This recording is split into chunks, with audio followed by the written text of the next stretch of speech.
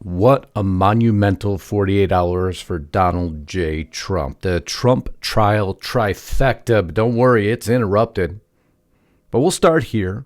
The Georgia Appeals Court agrees to review the ruling that allowed Fani Willis to stay on the Trump election case. Fani is in a lot of trouble.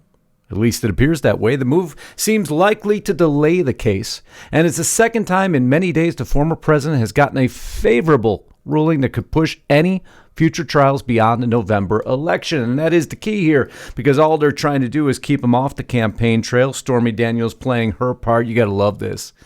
Way back when in Teen Vogue, that's right, Teen Vogue, March 26 of 2018, Stormy Daniels explains why she signed Donald Trump's non-disclosure agreement, and that came up in her testimony, pretty much torpedoed her testimony.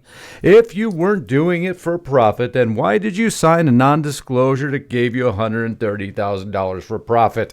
And hence, the crowd goes wild. Stormy Daniels will testify a little bit more, and then the case relies on none other than, well, Michael Cohen. Good luck with that. The man has been proven to be a serial liar time and time again, but that is only the second prong of the trifecta, because that Jack Smith mishandling of all the documents, well, that just threw that trial into a major delay as Judge Cannon pushes everything back in this critical filing deadline in the Trump documents case, because it finds out now that a lot of people have toyed with some of the evidence. Most importantly, there appears to be boxes that, well, maybe Trump didn't request.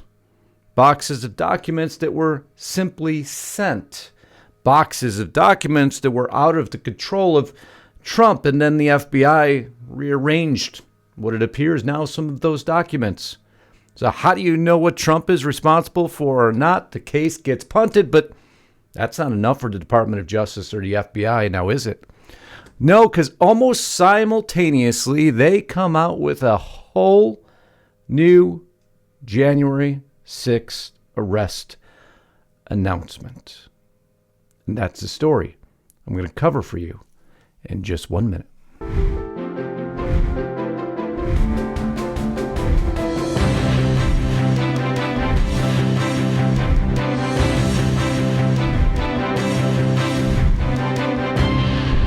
Favor from you. I don't want you beating around the bush any longer. I need two things. First, make sure you're subscribed to the channel. If you think you are, double check. Second thing, I need you at Restricted Republic, and I need you there today. They are taking conservative voices like we've never seen before and dialing everything down. Why do you think they're doing that? What's coming up this year, right? I guess our opinions just don't matter. They haven't. It's why we created our own platform for you.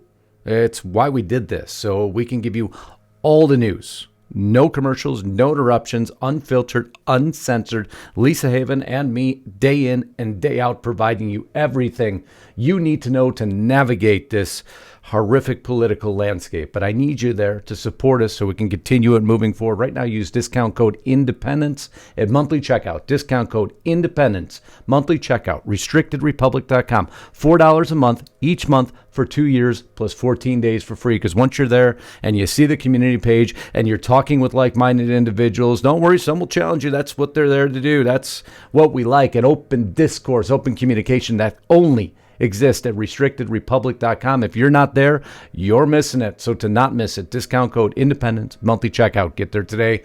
But now let's get back to this broadcast about the DOJ and the FBI. So I know a lot of you were thinking that maybe this FBI announcement had a lot to do with Black Lives Matter. Of course it didn't. Has nothing to do with the announcement whatsoever. BLM, no. MAGA, MAGA, yes. But why? In what capacity? Well, you're going to be shocked to find out. But what about all the damage that occurred underneath those riots? Nah, not really what the story's about today. Are only 33% of the contributions actually helping the charitable foundation? No, we're going to push that aside too. How about these protests and the flags and headbands that are appearing of terrorist organizations within them? They must be focused on that with laser precision right now. Hezbollah and Hamas insignia. Well, no. Maybe they're looking into who's funding all of this. This on Politico. Well, probably not when it says that the donors include some of the biggest names in Democratic circles like Soros, Rockefeller, and Pritzker. Those are also the same people who donate to Joe Biden. Two of the organizers supporting protests at Columbia University and other campuses are Jewish Voice for Peace, and if not now, both are supported by the Tides Foundation, which is seated by Democratic mega donors George Soros and previously supported by the Bill and Melinda Gates Foundation now. But let's move forward from that, because maybe Nancy Pelosi has her finger on the pulse of it. FBI to investigate pro-Palestinian protesters. Nancy Pelosi is calling for an investigation. That doesn't seem like something she would normally do. Oh, because it was financed by ties to Russia and Vladimir Putin. Now I can't make up this news. This is really what we need to report to you, because none of this has anything to do with the FBI announcement whatsoever. As a matter of fact, the FBI director even came out and said that he won't surveil nonviolent pro-Palestinian protests. Not at all. So the question is, then what are they investigating? What did they speed up on? The biggest investigation in FBI history. Did you know that? Do you know what it is? I know many of you do. It is the January 6th investigation. I know. You probably thought that story was all done. It's gone quiet. Haven't heard anything recently. Nope. Not even close. 40 months since the January 6th attack on the Capitol. This from the United States Attorney's Office, District of Columbia. I'm going to jump down to the bottom so you can see the date here. Updated May 6th of 2024. Brand new announcement comes out right in the midst of Trump's trifecta. They don't want him taking any enjoyment out of this. You know all the cases surrounding the breach. We can go to 1,209 results. It's well above that now, actually. We can go through all the imposed sentences involved in it, and you'd think after looking at all of them, no, they got to be close to done, right? Nope, not even close, because, there's this nasty little statute of limitations out there, which is sneaking up on them. So was the FBI just finally putting this to bed and saying we need to bring peace and stability back to the United States because of what they determined these folks were or were not doing? It's inconsequential to them now, isn't it? Monday, May 6, 2024 marks 40 months since the attack on the U.S. Capitol that disrupted a joint session of the U.S. Congress in the process of affirming the presidential election results. The government continues to investigate losses that resulted from the breach of the Capitol. Damages up to $2 million. Well, we were in the billions on previous protests and damages, but again, not what this story is about. They just make it very clear that they're not going anywhere and they're not going to stop. So what have they done? They have massively accelerated the amount of arrests.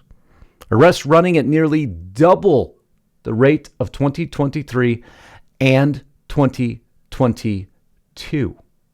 The U.S. Department of Justice reports 1,424 people have been arrested on January 6 charges at the quickest pace since 2021. No one is backing down. Nearly 1,425 people have been arrested on January 6 charges, with 2024 arrests running at almost double the rate of 2023 and 2022, a U.S. Department of Justice report shows. This Department of Justice report, to be more specific. Through close of business on May 3rd, the FBI had arrested 1,424 suspects in the 40 months since the breach and violence in the U.S. Capitol on January 6, 2021, the DOJ reported in its monthly update. That includes 159 people who were arrested during the first 4 months of 2024, nearly double the 83 arrested during the same period in 2023 and the 85 in the same period in 2022. The accelerator is down. Don't think for a minute they're going to give any breathing room in this case. There's no way they're ever going to stop. The most wanted list remains on the FBI website, all involving the most wanted for U.S. Capitol violence. You can go and still view it and still look at who they're looking for. I know a lot of age-restricted videos sitting there, but if you want the evidence, it's all within our links below. It always is.